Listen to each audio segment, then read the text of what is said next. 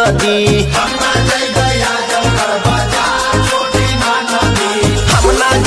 आजमगढ़ बाजार छोटी नदी। बेला हमर जिया रखे जा छोटी नदी।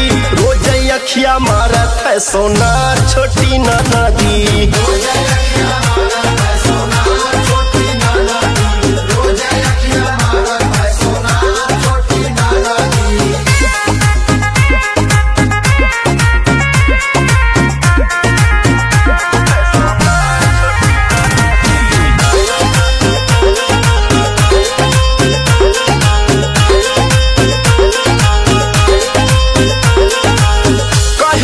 सूरत बा कमरिया तोहार हो,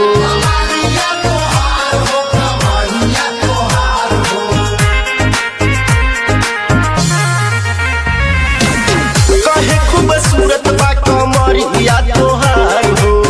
तोहरा के देहब हम सोनावा के हार हो।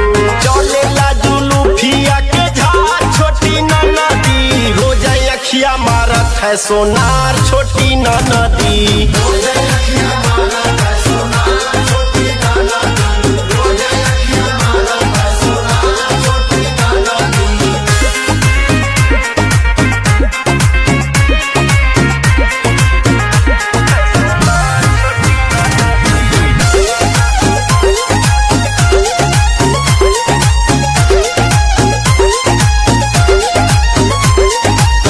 रविंदर दीवाना करल चाहे मन मनिया।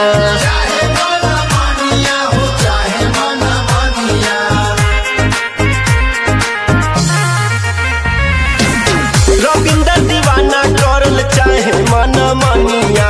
सुनील भैले घायल देखी जुलूमी जवानिया। आशीष कोइल चाहे हमसे प्यार छोटी नदी। रोज अखिया मारत है सोनार छोटी नदी।